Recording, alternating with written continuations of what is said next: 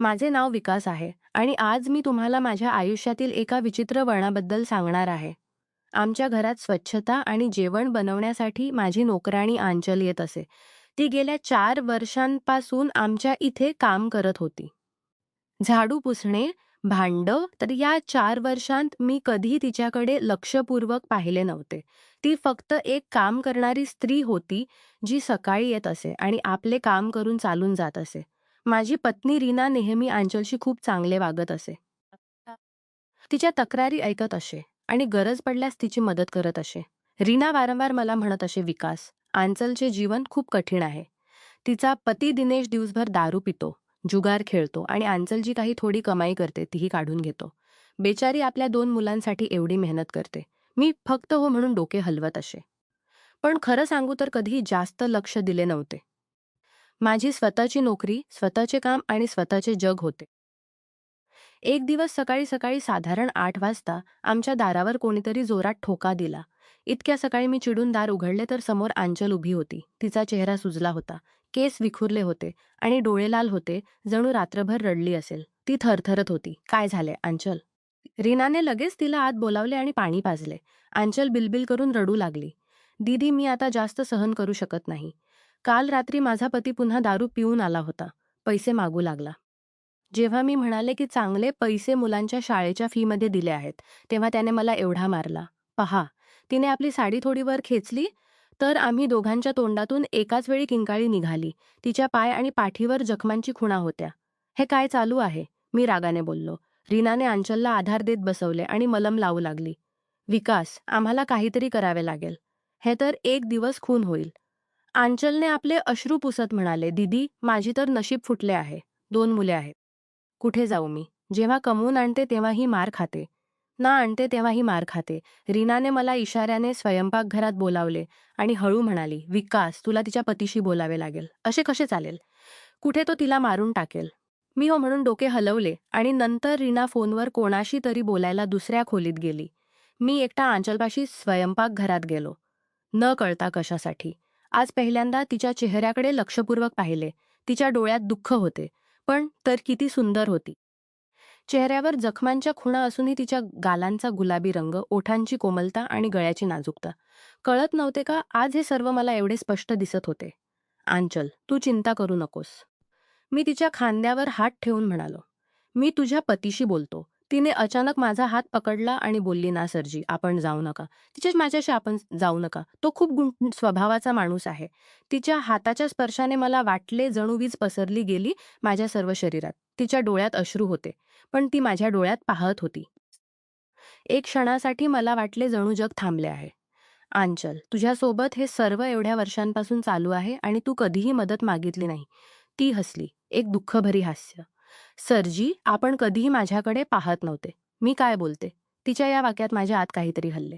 खरंच मी एवढा आंधळा होतो का, की एवढ्या वर्षांपासून तिचे दुःख पाहू शकलो नाही, की मग मी समजू शकलो नाही आंचल? मी हळू म्हणालो, सरजी, जेव्हा एखादी स्त्री एकाच घरात एवढ्या वर्ष काम करते, तेव्हा तिची नजर सर्वांवर असते.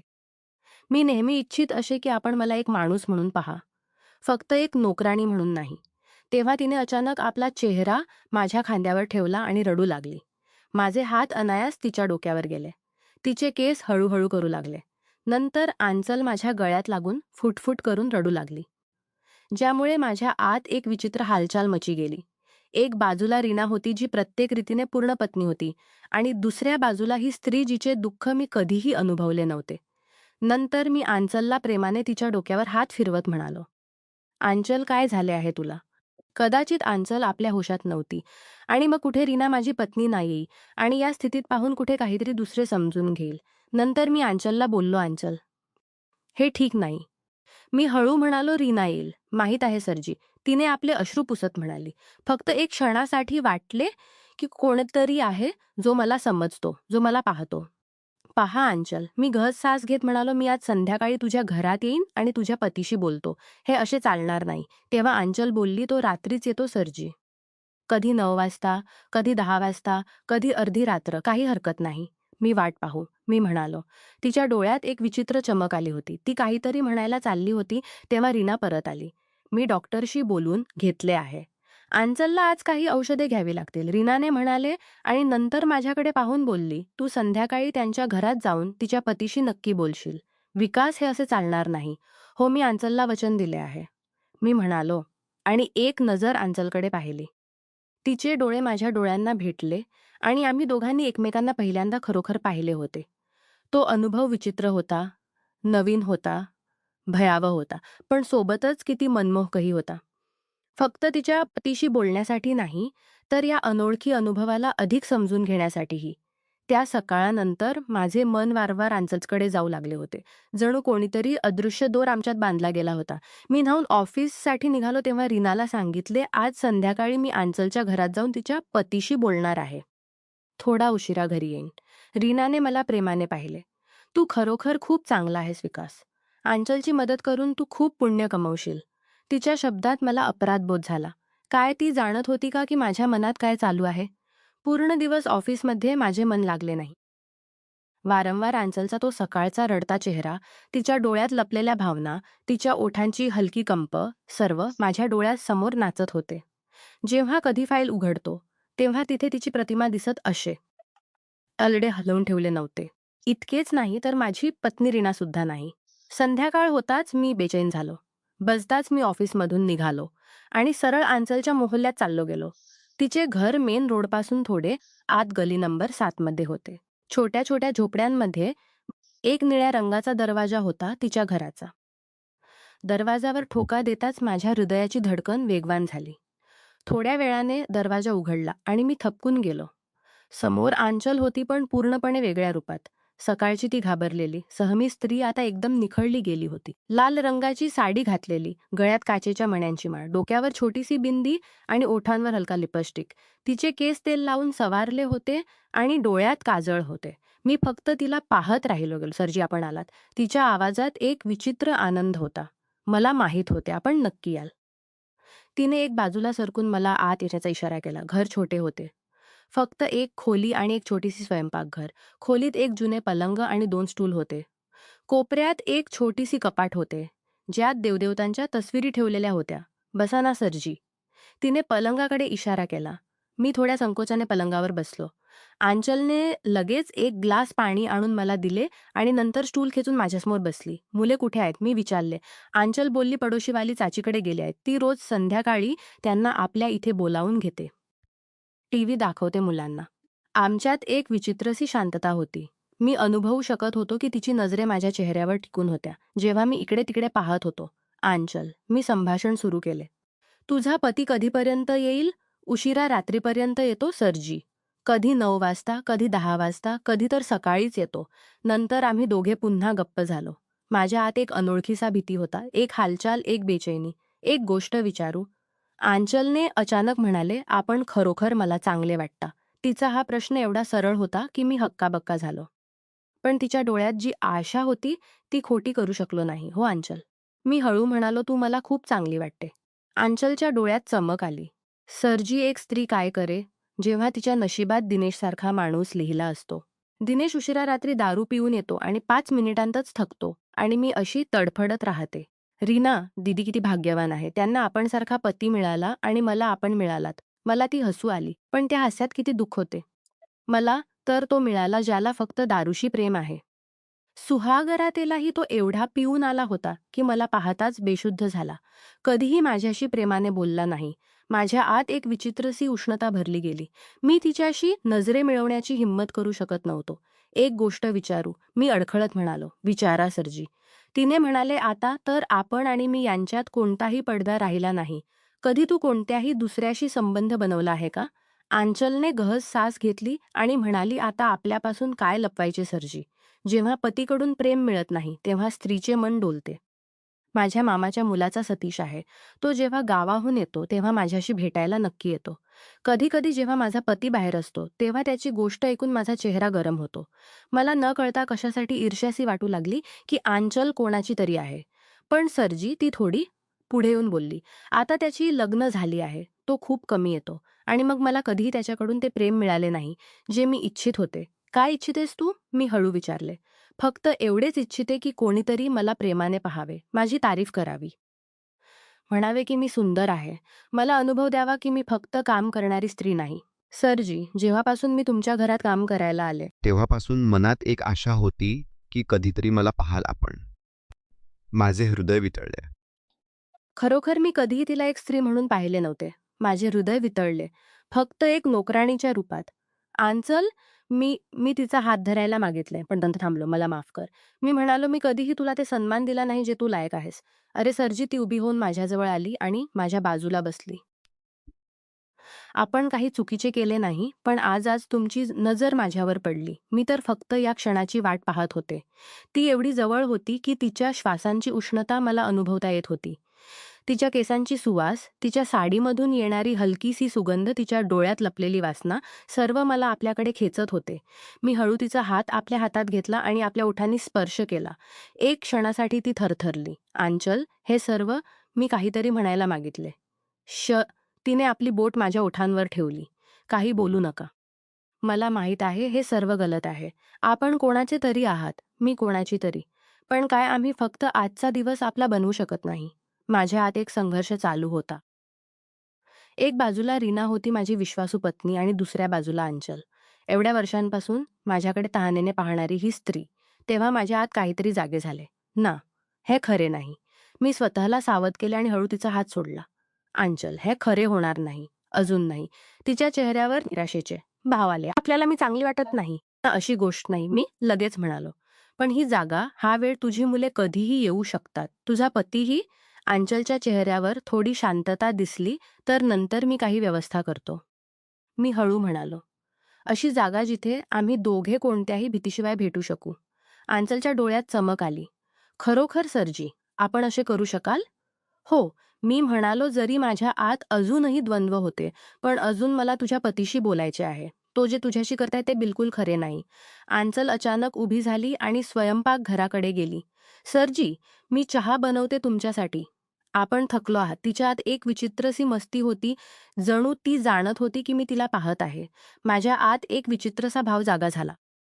कुठे ना कुठे मी इच्छित होतो की उभा होऊन तिच्या मागे जाऊ, तिला आपल्या बाहूमध्ये भरून घेऊ, तिच्या ओठांचा स्वाद घेऊ.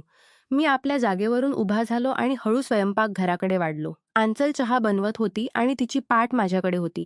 मी तिच्या मागे जाऊन थांबलो. श्वास वेग, मला होश आला. ना, हे खरे होणार नाही. अजून नाही. इथे नाही.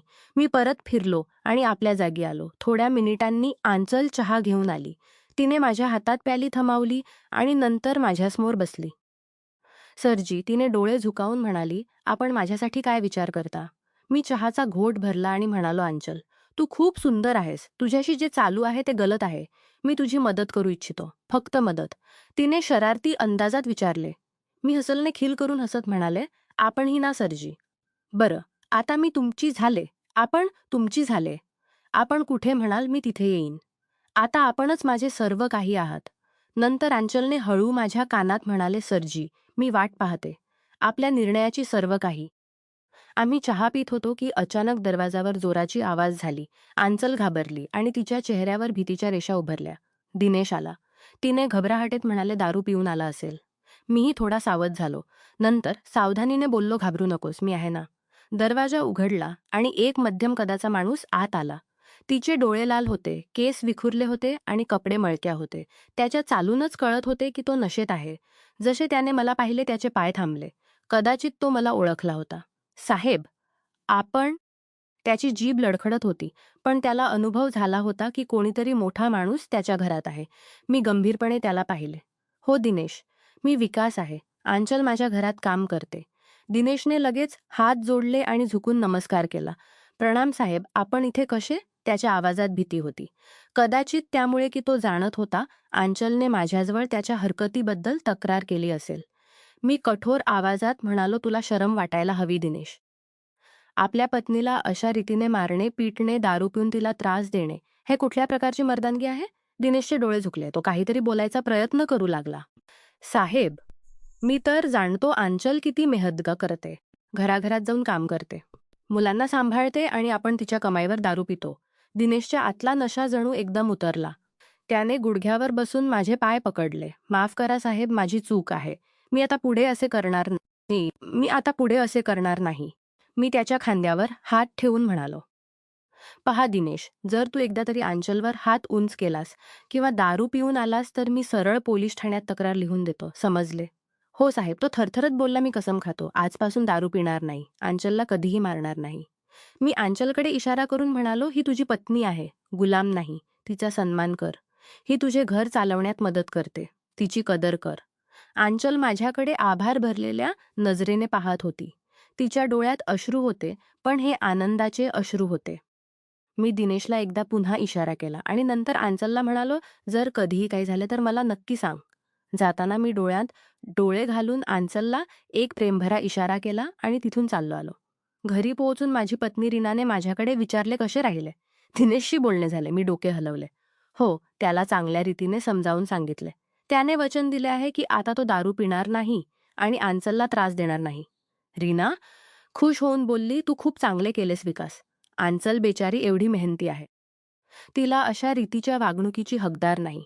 तिलाही आनंदाचा हक्क आहे. मी हसून म्हणालो, हो, प्रत्येकाला आनंदाचा हक्क आहे. त्या रात्री मला झोप आली नाही. अंचलचा चेहरा वारंवार माझ्या डोळ्यासमोर येत होता. तिच्या त्या मासूम डोळ्या, तिचे ते भोळेपण, तिची ते कशिश, सर्व मला घेरत होते. दुसऱ्या दिवशी सकाळी जेव्हा रीना स्वयंपाकघरात नाश्ता बनवत होती तेव्हा अंचल आली. आज तिने हिरव्या रंगाची साडी घातली होती. तिने डोक्यावर छोटीशी लाल बिंदी लावली होती आणि ओठांवर हलका लिपस्टिक. हिरव्या रंगात तिचा गोरा रंग अधिक निखळत होता. मी खुर्चीवर वर्तमानपत्र वाचत होतो. तिने आत येताच मला पाहिले आणि हसली. त्या हास्यात कितीतरी गोष्टी होत्या, किती राज लपलेले होते. रीनासमोर ती पूर्णपणे सामान्य वागत होती, पण जसे रीना स्वयंपाकघरात गेली, अंचलने झुकून माझे पाय स्पर्श केले आणि हळू बोलली, सरजी, तुमचे चरण कुठे आहेत? आपण माझे जीवन वाचवले. मी लगेच तिला उभी केली. अरे, हे काय करतेस? उभी राहा ना सरजी. तिने बोलली, आपण माझे भगवान आहात. रात्री न पिताच घरी आला. माझ्याकडे माफी मागितली आणि कसम खाली की आता कधीही दारू पिणार नाही. मला वाटले की दिनेशने आपली गोष्ट पाळली, पण सोबतच एक विचित्रसा रिकामपणा अनुभवला. आता अंचल आणि माझ्यात जे काही सुरू झाले होते ते इथेच संपेल का? रीना पुन्हा खोलीत आली आणि अंचल आपल्या कामात लागली. एक आठवड्यानंतर रीनाने मला म्हणाले, विकास, मी विचार करत होते की मी काही दिवसांसाठी आई वडिलांकडे जाऊ. त्यांनी अनेक वेळा बोलावले आहे आणि मुलांची सुट्ट्या आहेत. माझ्या आत काहीतरी हलले. हो का नाही, तुला जायला हवे. तू येणार? तिने विचारले. माझ्याकडे काही आवश्यक कामे आहेत ऑफिसमध्ये. मी खोटे बोललो. तू जा, मी पुढच्या वेळी येईन. रीना मान्य झाली आणि दुसऱ्याच दिवशी मी तिच्या आणि मुलांच्या तिकिटे बुक करून दिली. शनिवारच्या सकाळी जेव्हा रीना आणि मुले ट्रेनने गेली तेव्हा अचानक मला अनुभव झाला की मी एक आठवड्यासाठी एकटा आहे, अंचलसोबत एकटा. मी फोन उचलला आणि अंचलला कॉल केला. अंचलजी सरजी, तिने उत्तर दिले. तिच्या आवाजात एक विचित्रसी गोडवा होता. रीना आणि मुले आज सकाळी आपल्या माहेरला गेले आहेत, एक आठवड्यासाठी. फोनवर एक क्षणासाठी सन्नाटा पसरला. नंतर अंचल हळू बोलली, मी समजले सरजी, उद्या तू लवकर येशील. मी म्हणालो, आम्हाला दोघांना बोलायचे आहे. नक्की सरजी. तिच्या आवाजात आत्ता लाज आणि उत्सुकतेचे मिश्रण होते. मी सकाळी लवकर येईन. दुसऱ्या सकाळी जेव्हा मी न्हाऊन बाहेर निघालो तेव्हा पाहिले आंचल आधीच आली होती. तिने आज पांढरी साडी घातली होती ज्यात सोनेरी दोराचे काम होते. तिचे केस खुले होते आणि डोक्यावर छोटीशी बिंदी. तिच्या चेहऱ्यावर एक विचित्रशी चमक होती. मला पाहताच ती शरमली आणि नजरे झुकावून घेतल्या. या अंचल, मी तिला आपल्याजवळ बोलावले. ती हळू माझ्याजवळ आली आणि नंतर अचानक माझ्या गळ्यात लागली. सरजी, आज मी फक्त तुमची आहे, फक्त तुमची. मी तिला आपल्या बाहूमध्ये भरून घेतले. तिचे श्वास वेगाने चालू होते. तुझा तो दारुड्या पती? मी विचारले. मी त्याला सांगितलंय की माझी दूरची मोसी आजारी आहे. मी तिथे जात आहे. अंचल शरारती अंदाजात हसली. तो शांत झाला आहे. जेव्हापासून आपण त्याला घाबरवले आहे. आता तो काही बोलत नाही. मी तिच्या डोक्यावर एक प्रेमाचा चुंबन घेतले. अंचल, तू जाणतेस हे खरे नाही. नंतर तेव्हा अंचल बोलली, प्रेम कधीही गलत नसते सरजी. तिने माझ्या डोळ्यात पाहत म्हणाले, आजपासून मी तुमची आहे. पूर्ण रीतीने, ज्या रीतीने तुम्हाला हवे. तिच्या डोळ्यात प्रेम, समर्पण आणि वासनेचे असे मिश्रण होते ज्याने माझे सर्व संकोच वितळले. मी तिला आपल्या बाहूंमध्ये उचलले आणि बेडरूमकडे चाललो गेलो. या रीतीने त्या दिवशी आमच्यात जे सुरू झाले ते आमच्या आयुष्यातील एक गुप्त रहस्य बनले. नंतर जेव्हा संधी मिळाली तेव्हा आम्ही भेट राहिलो. पण माझ्या मनात नेहमी रीनाप्रतीची निष्ठा आणि यांच्यातील संघर्ष चालू राहिला. मी अनुभवले की कधी-कधी दुसऱ्याच्या अडचणीमध्ये मदत करण्याची इच्छा अनपेक्षित भावनात्मक मार्गांकडे नेते आणि त्याच्या परिणामांसोबत जगावे लागते. या अनुभवाने मला शिकवले की हृदयाच्या भावनांना समजून घेणे आणि त्यांच्या सीमा ओळखणे किती महत्त्वाचे आहे, कारण एक क्षणाची कमजोरी संपूर्ण आयुष्य बदलू शकते.